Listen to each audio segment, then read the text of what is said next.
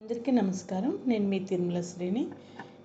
మనకి ధనుర్మాసం మొదలవుతుంది కదా. ఈ ధనుర్మాసంలో ప్రతి సంవత్సరం మనం చక్కటి సంకీర్తనలు అవి చేసుకుంటున్నాను నేను. అలాగే ఈ సంకీర్తనలు అంటే ఇష్టం ఉన్న వాళ్ళందరికీ కూడా నేర్పిస్తున్నాను.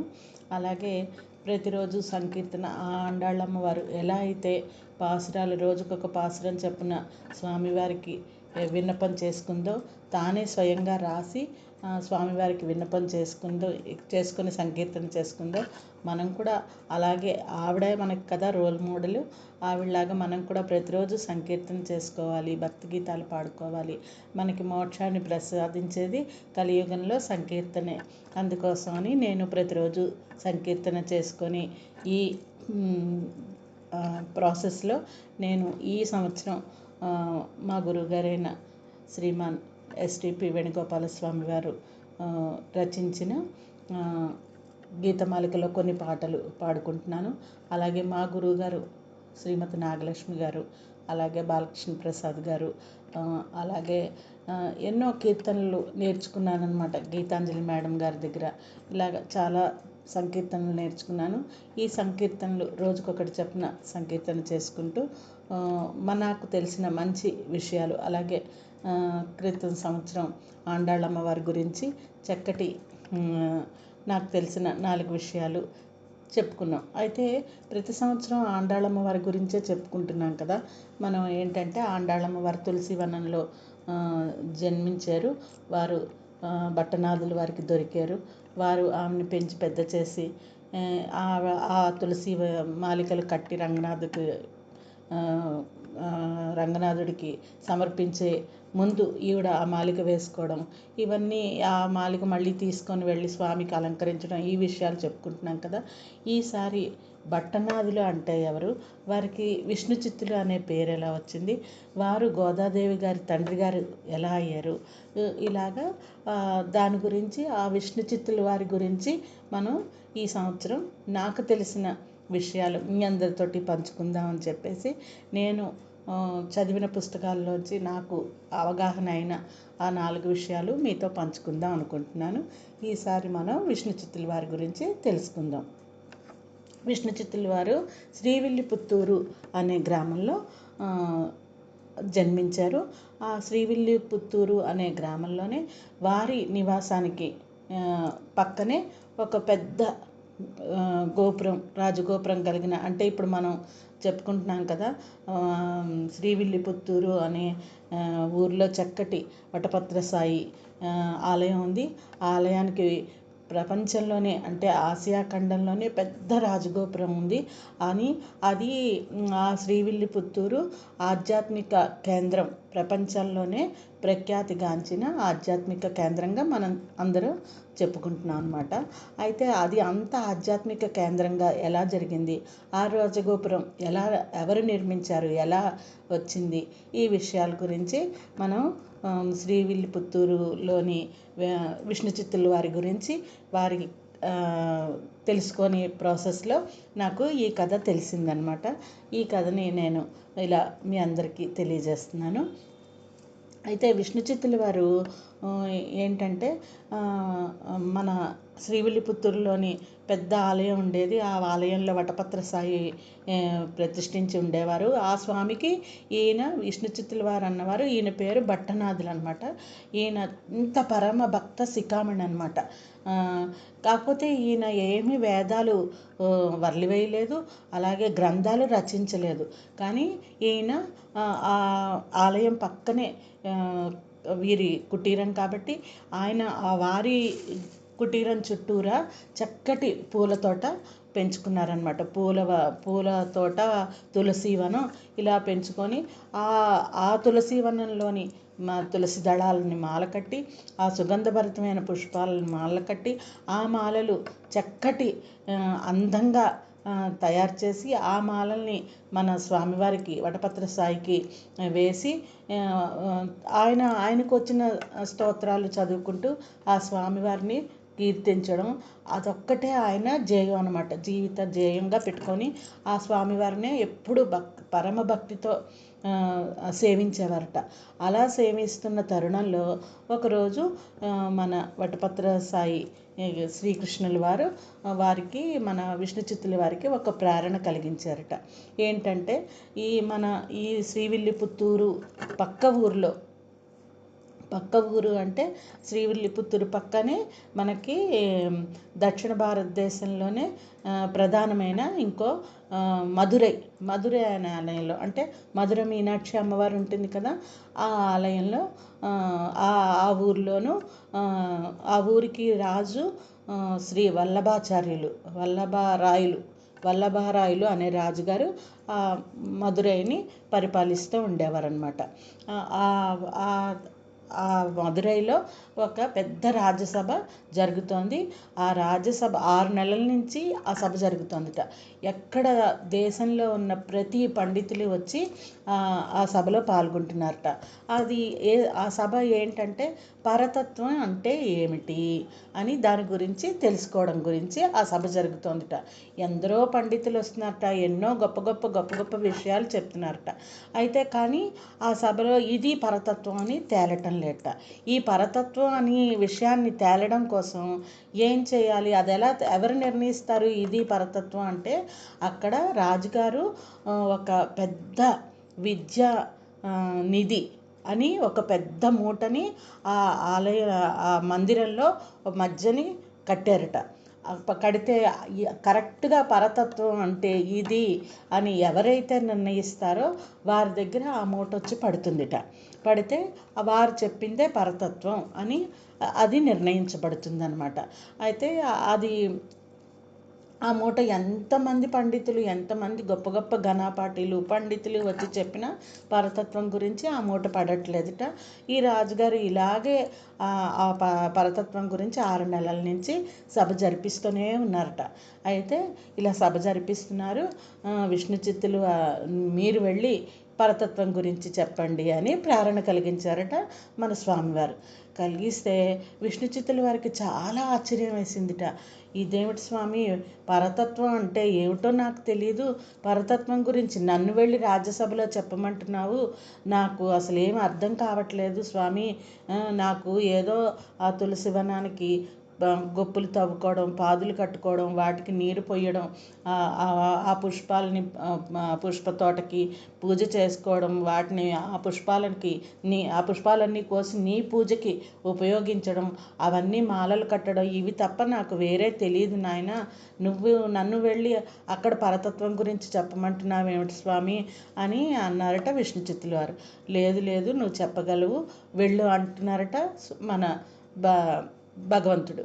అయితే మీరు ఇలా నన్ను వెళ్ళు అని ఆదేశం చేస్తున్నారు, నేను వెళ్ళి అక్కడ ఏం చెప్పగలను, నాకు అసలు ఏమీ తెలియదు స్వామి అంటే, ఇది భగవద్ ఆజ్ఞ అనుకో, నువ్వు చెప్పగలవు, నీకు తెలుస్తుంది, నువ్వు వెళ్ళు అనేసి భగవంతుడు స్వామివారికి మన విష్ణు చిత్తులకి ప్రేరణ కలిగించారు.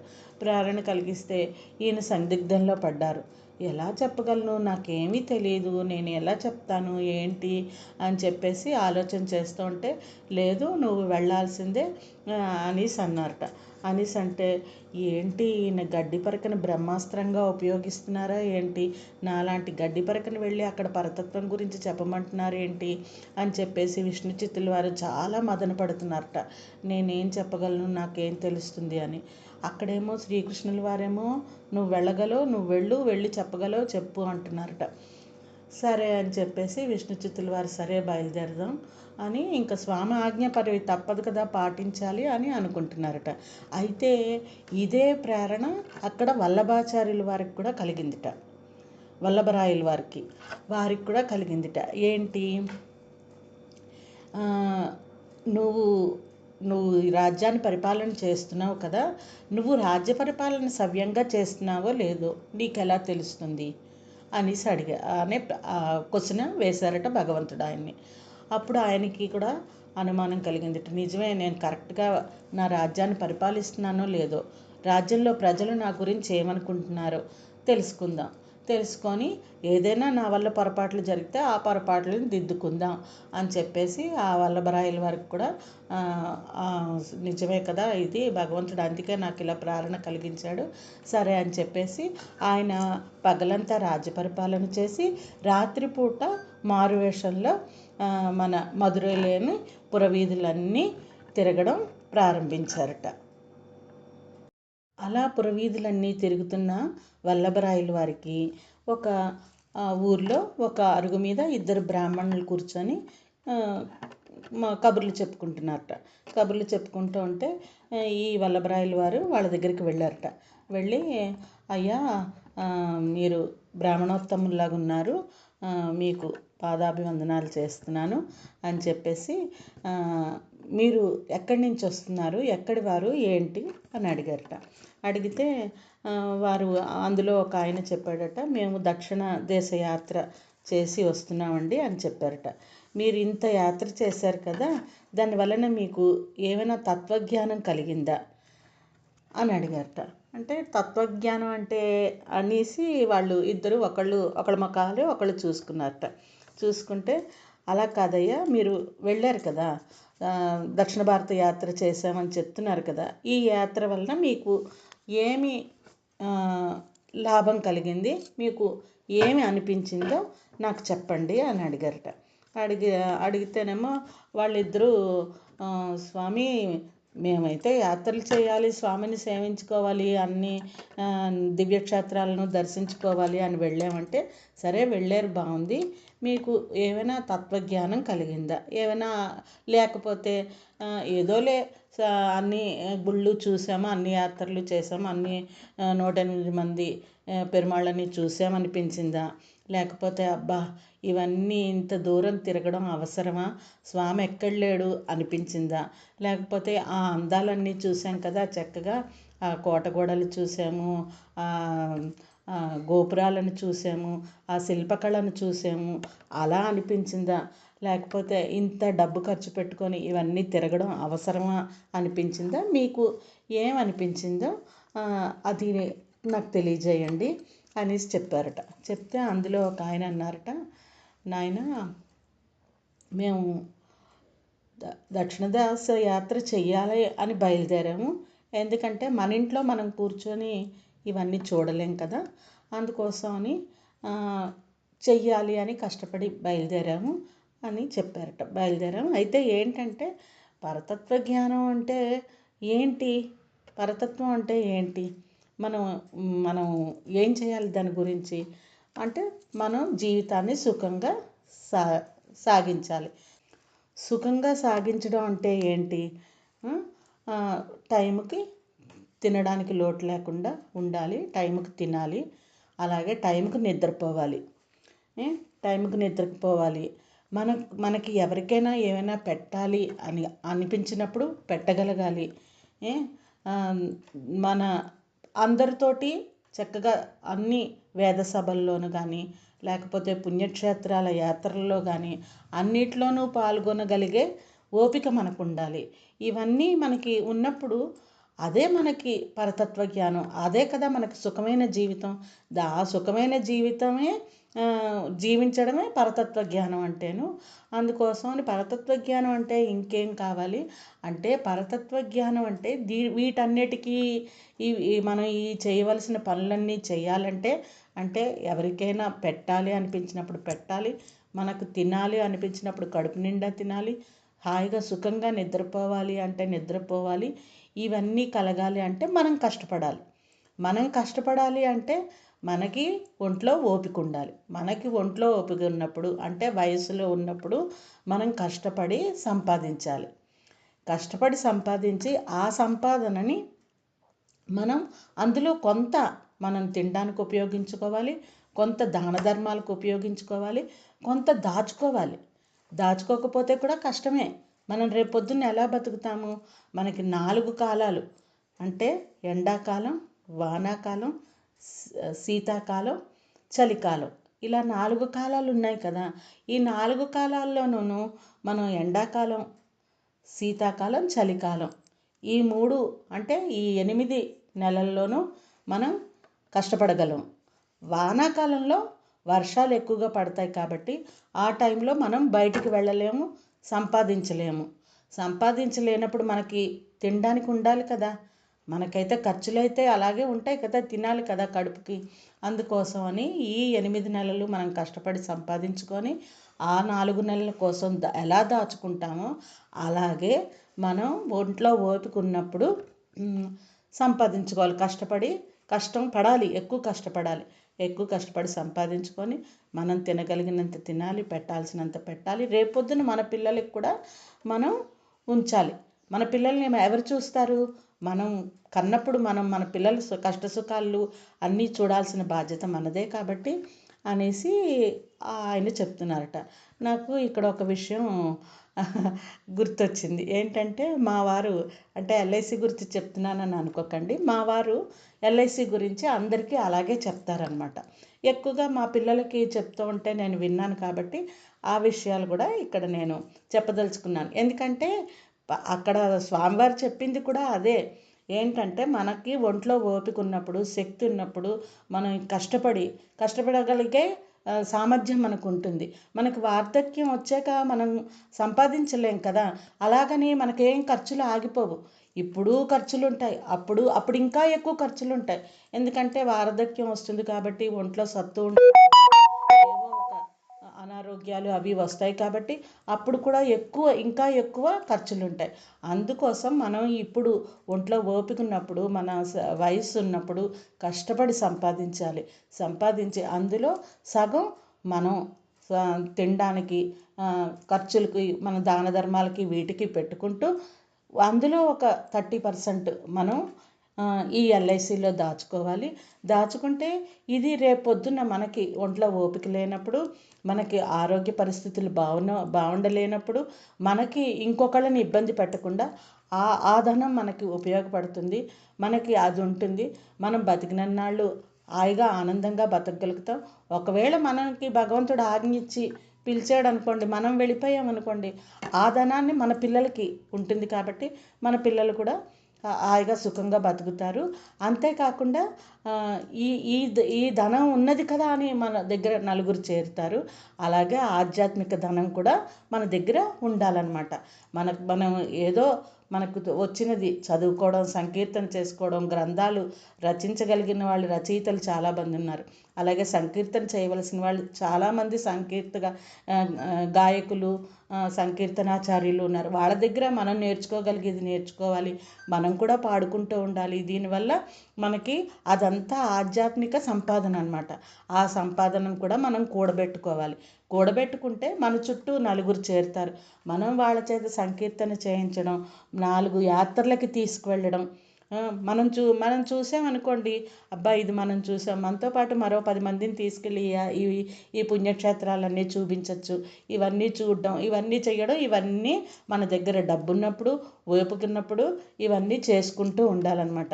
అబ్బా ఇప్పుడు మనకు కుదరదులే అని ఎక్కువ కష్టపడిపోయి డబ్బు మీద ఆశతో ఆ సంపాదన అంతా మూట కట్టుకొని రేపు పొద్దున్న ఎప్పుడో చూద్దామంటే అప్పుడు మనకు ఒంట్లో ఓపిక ఉండదు, మనం సంపాదించలేము. అందుకోసమని ఖర్చులు అయితే ఎప్పుడూ ఆగవు. ఇప్పుడు ఖర్చే, అప్పుడు ఖర్చే.